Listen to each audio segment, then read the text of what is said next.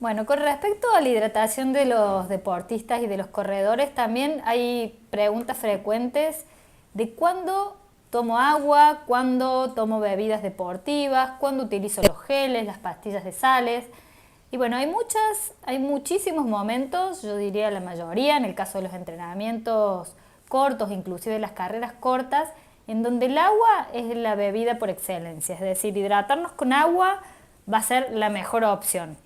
¿Cuándo serían estos momentos? Durante las horas previas a una competencia, por ejemplo, lo mejor es estar sobrehidratado únicamente con agua.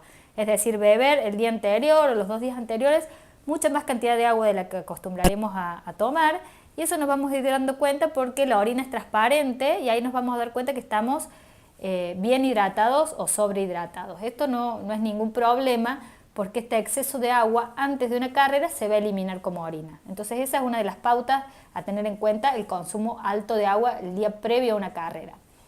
Cuando también el agua es importante en entrenamientos cortos, en entrenamientos de 1 hora y media, solamente con el agua voy a estar bien.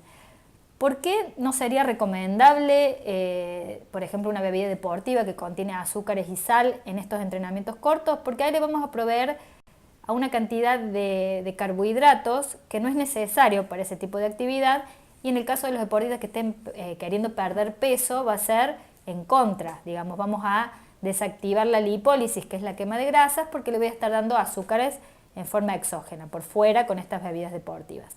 Entonces, en estos entrenamientos cortos, lo mejor también es el agua. ¿Cuándo se utilizan, por ejemplo, las bebidas deportivas que contienen sodio o azúcares, o los geles que también se suelen utilizar durante las carreras? Ya en momentos, en carreras de más de 1 hora y media en general, en donde ya necesito proveer de carbohidratos y de sodio exógeno, o sea, por fuera. Esta hidratación o esta cantidad de bebida deportiva que se recomienda en las carreras es aproximadamente entre 300 mililitros a 500 mililitros por hora. Es decir, que si yo tengo una carrera de 3 horas, voy a tener un ideal de 1,5 litros de líquido aportado durante esta carrera. Entonces esto es importante porque en prever cómo me voy a hidratar en una carrera, tengo que considerar ciertas cosas. Por un lado, sí tiene puestos de hidratación, hay muchas carreras de calle en donde los puestos son muy frecuentes y es fácil de tomar, pero tenemos a veces carreras de montaña en donde es más difícil llevar la hidratación o digamos por el tiempo que yo hago de carrera, cuando llego ya a ese puesto no está disponible el agua, o justo en el momento que paso se quedaron sin líquidos.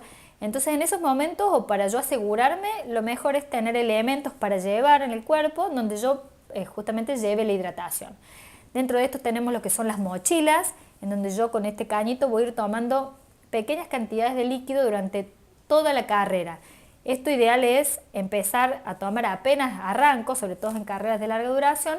Entonces este volumen de líquido, que hablamos de 300 a 500 mililitros por hora, se puede llegar a cumplir. Otra forma también es llevarlo en los cintos de hidratación, donde tengo las botellitas, y lo puedo ir tomando.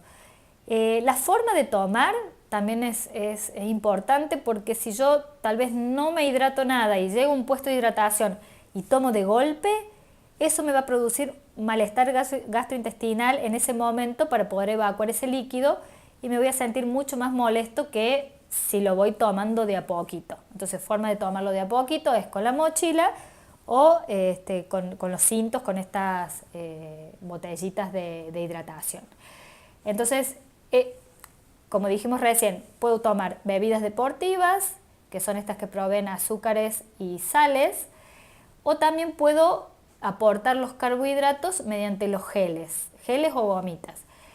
Los geles, ¿qué cuidado tengo que tener? Porque a veces, digamos, es peor el remedio que la enfermedad. O sea, con los geles pasa muchas veces cuando yo no conozco la marca, cuando nunca los tomé, cuando no los tomo adecuadamente, que van a producir un peor efecto que si tomara agua. ¿Por qué? Porque son azúcares concentrados que llegan muy rápido al estómago, y esto me puede producir un malestar. Entonces, ¿cómo tomar correctamente los geles? Primero, probarlos antes. O sea, nunca en una carrera voy a probar un gel que nunca compré, una marca que nunca compré, ni siquiera un sabor que nunca tomé. Entonces, primero, probarlos antes. Después, tener cuidado de combinar un gel con agua, o sea, el gel nunca se va a mezclar con una bebida deportiva. Un gel, la proporción es un gel con 500 mililitros de agua, es decir, con medio litro. Esta dilución nos da una dilución al 6% de carbohidratos, que es la adecuada para una correcta vacío gastrointestinal. Entonces, cuando uso los geles, solamente con agua, probarlos antes y saber que también los puedo reemplazar con otra cosa. Es decir, este aporte de carbohidratos que yo estoy dando con los geles, lo puedo aportar o con las bebidas deportivas que ya tienen carbohidratos o con alimentos como pueden ser las pasas de uva o el maíz peruano o algún tipo de fruta desecada y la hidratación lo aporto con agua, es decir, combino alimentos y combino agua y eso me va a dar el mismo perfil de líquidos y de nutrientes que si yo tomara un gel.